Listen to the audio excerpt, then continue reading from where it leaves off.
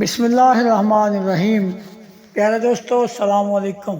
حاضر ہیں ایک نئی ویڈیو کے ساتھ سلطان محمود غزنوی رحمۃ اللہ علیہ۔ جامع الحکایات میں یہ حکایت ہے کہ منیشا پور میں جب الپتغین کی خدمت میں سپتغین رہتا تھا تو اس کے پاس ایک گھوڑے کے سوا اور کچھ نہ تھا۔ وہ سارا دن جنگلوں میں پھرتا اور شکار کھیلتا۔ ایک دن اس نے دیکھا کہ ہرنی اپنے بچے کے ساتھ چل رہی ہے۔ اس نے گھوڑا دوڑا کے اس بچے کو پکڑ لیا اور خوش لے کر چلا۔ ہرنی نے بھی گھوڑے کا پیچھا کیا تو اس نے ترس کھا کر اس کے بچے کو چھوڑ دیا۔ تو اس نے جو مڑ کر پیچھے دیکھا کہ ہرنی اپنے بچے کے چھوٹنے سے خوش جنگل میں جاتی تھی اور امیر کو بھی مڑ کر دیکھتی جاتی تھی۔ اسی رات امیر کو رسول خدا صلی اللہ علیہ وسلم کی زیارت ہوئی، جنہوں نے فرمایا کہ اے امیر ناصر الدین، تو نے ایک بیچارے بے کس بے بس پریشان حال جانور پر شفقت کی ہے۔ خدا نے تجھ پر یہ مرحمت کی کہ اپنے دیوان میں منصور سلطنت تیرے نام لکھوایا۔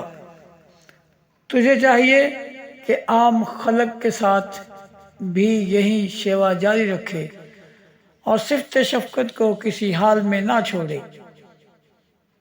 اس میں سعادت دارائن ہے کہ اکثر تاریخوں میں یہ حقائق بھی لکھی ہے کہ امیر ناصر الدین سپتغین نے خواب میں دیکھا کہ اس کے گھر میں آتش دان سے ایک درخت ظاہر ہوا اور ایسا بڑا کہ اس کے سائے میں ایک خلق خدا بیٹھ سکتی تھی۔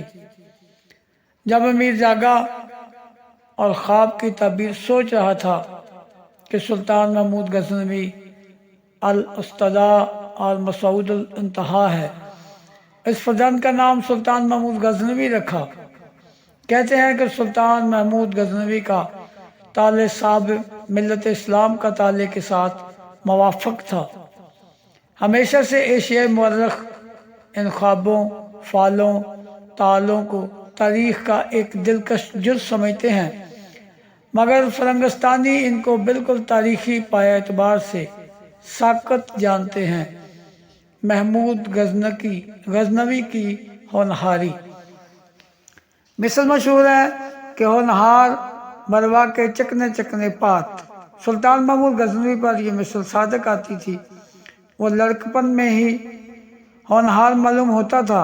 نوعمری میں باپ کے ساتھ مہمات میں جاتا اور وہ آگے قدم بڑھا کر ہاتھ مارتا کہ پرانے تجربہ کار سپہ سالار دیکھتے ہی رہ جاتے۔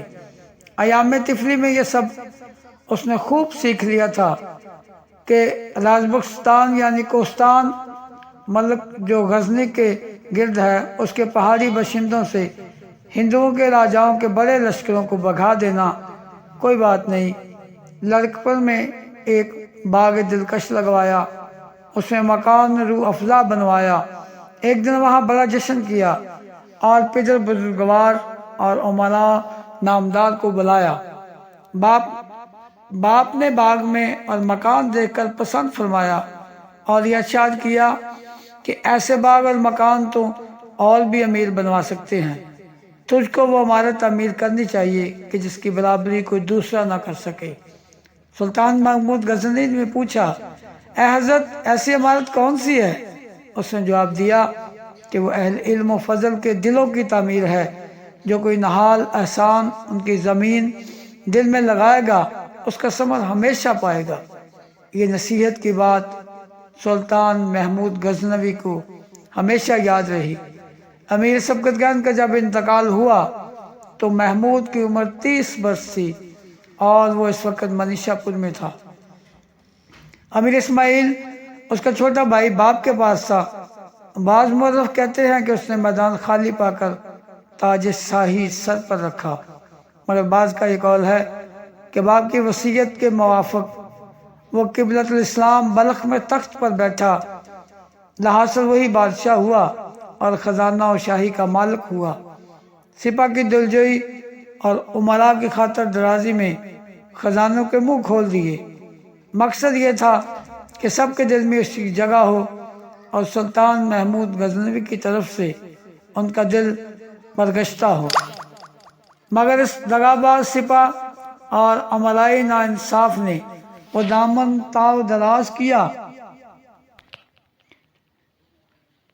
کہ جس پر کپر ہونا محال تھا۔ یہ سب جب سلطان محمود غزنوی کو منیشا پور میں معلوم ہوا تو اس نے بھائی کے پاس ایک تعزیت نامہ لکھ کر ابو الحسن جموی کے ہاتھ بھیجا، جس کا مضمون یہ تھا کہ امیر سبکتگین، میرا تمہارا پشت پناہ اس دنیا سے رخصت ہوا۔ مجھے اس دنیا میں کوئی چیز تجھ سے زیادہ عزیز نہیں ہے۔ اگر تیری عمر بڑی ہوتی اور تو زمانہ کا تجربہ کار ہوتا، امور السلطنت کے وفائق سے اور ثبات ملک و دولت کے قواعد سے ماہر ہوتا، تو میری عین آرزو ہوتی کہ تو تخت پر بیٹھے۔ باپ نے تجھ کو اپنا جانشین مقرر کیا تو مسلط تھی، اگر تخت خالی رہتا معلوم نہیں کیا فساد برپا ہوتا۔ تو پاس تھا اس لیے تخت پر بٹھا دیا۔ اب انصاف کی نظر سے تعامل کر اور شریعت غلا کے بموجب دولت اور ملک کو تقسیم کر کے دارالسلطنت میرے حوالہ کر۔ بلخ خراسان کا ملک تیرے لیے صاف کیے دیتا ہوں۔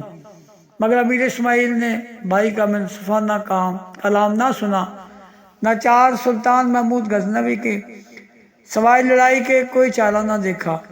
منیشا پور اور غزنی سے دونوں بھائی بارادہ جنگ چلے۔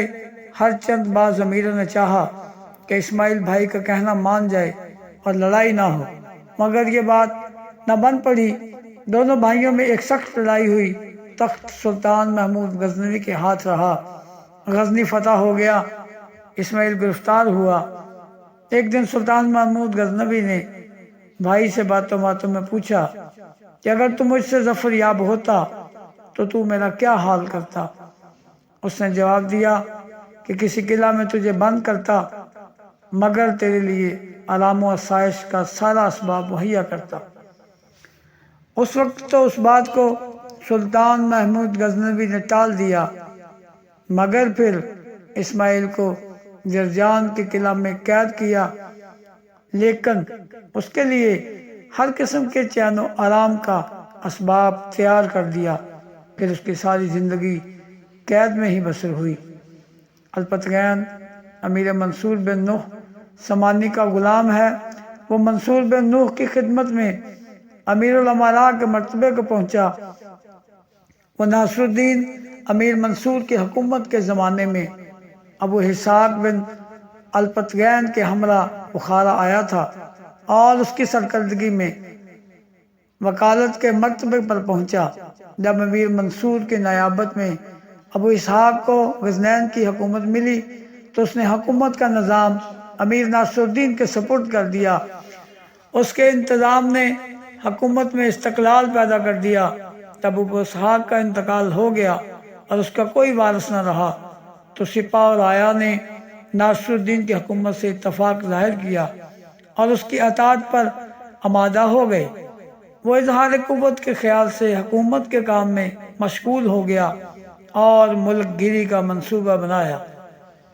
363 ہجری 977-78 عیسوی میں توغان جو ولایت بست کا حکمران تھا اور پائتور نے بست پر قبضہ کر کے توغان کو وہاں سے نکال دیا تھا، امیر ناصر الدین کے پاس آیا اور اس نے مدد چاہی۔ امیر ناصر الدین نے فوج کشی کر کے بست کو پائتور کے قبضے سے نکال کر توغان کے حوالے کر دیا، اور توغان نے بہت سی شرائط کو قبول کر کے عہد کیا کہ وہ اس کی اطاعت سے روگردانی نہیں کرے گا۔ جب اس نے اپنا وعدہ پورا نہیں کیا اور عہد شکنی کی تو امیر ناصر الدین نے بست کو اس کے قبضے سے نکال لیا اور اس پر اپنا نمائندہ مقرر کر دیا۔ چونکہ کسدار کا قلعہ اس کی حکومت کے قریب تھا اور وہاں کا حاکم بہت دلیر تھا، لہذا امیر ناصر الدین نے اس کی غفلت میں اس کو گرفتار کر لیا اور آخرکار اپنے ملازموں میں داخل کر کے قصدار اس کی جگیر میں دے دیا۔ ناصر الدین شاہانہ عزم کے ساتھ غزنی اور جہاد پر کمر بستہ ہو گیا۔ وہ ہندوستان پر حملہ کرنے لگا، وہاں سے غلام اور مال غنیمت لاتا تھا، جس جگہ کو فتح کرتا وہاں مسجد بنواتا تھا، اور راجہ جے پال کے ملک کی خرابی میں کہ جو اس زمانے میں ہندوستان کا راجہ تھا کوشش کرتا تھا راجہ جے پال اس خرابی اور غارت گری سے کہ جو وہ اس کے ملک میں کرتا تھا تنگ آ گیا۔ راجہ نے ایک منظم لشکر اور بڑے بڑے ہاتھیوں کو لے کر امیر ناصر الدین پر حملہ کر دیا۔ وہ بنہایت مستقل مزاجی سے آگے بڑھا اور اپنے ملک کی سرحد پر جے پال کا مقابلہ کیا۔ بڑی سخت خون ریزی ہوئی۔ امیر محمود غزنوی بن ناصر الدین نے اس جنگ میں داد، شجاعت و مردانگی دی۔ کئی روز تک دونوں لشکروں میں مقابلہ مقاتلہ ہوتا رہا۔ کہتے ہیں کہ اس نواح میں ایک چشمہ تھا، اگر اتفاق سے اس چشمے میں گندگی یا نجاست پڑ جاتی تو آندھی، برف اور بارش بڑی شدت سے ہوتی۔ امیر محمود غزنوی نے حکم دیا کہ اس چشمے میں نجاست ڈال دی جائے، بس اس میں ہوا اور برف کی شدت ہو گئی۔ جے پال کا لشکر کہ جو سردی کا عادی نہ تھا عاجز آ گیا۔ نہر سے گھوڑے اور جانور مر گئے۔ جے پال نے پریشان ہو کر صلح کا دروازہ کھٹکھٹایا اور یہ طے پایا کہ وہ 50 ہاتھی اور کثیر رقم ناصر الدین کو بھیجے۔ وہ اپنے چند معتبر آدمیوں کو امیر کے پاس بطور یرغمال چھوڑ کر گیا، اور امیر ناصر الدین کے چند معتبر آدمیوں کو مال اور ہاتھی سپرد کرنے کی غرض سے ہمراہ لے گیا تھا کہ مال ادا کرے۔ جب وہ اپنے ٹھکانے پر پہنچا تو اس نے عشیقری کی اور امیر ناصر الدین کے آدمیوں کو قید کر لیا۔ اس خبر کے سنتے ہی امیر ناصر الدین نے بدلہ لینے کے ارادے سے لشکر کشی کر دی۔ جے پال نے بھی ہندوستان کے راجاؤں سے مدد مانگی اور تقریباً 1 لاکھ سوار بہت سے ہاتھی جمع کر کے مقابلے کے لیے آیا۔ رمضان کے نواح میں دونوں فریقوں میں جنگ ہوئی۔ امیر ناصر الدین کو فتح و نصرت حاصل ہوئی۔ بہت سا مال غنیمت، غلام، ہاتھی اور رقم ہاتھ آئی۔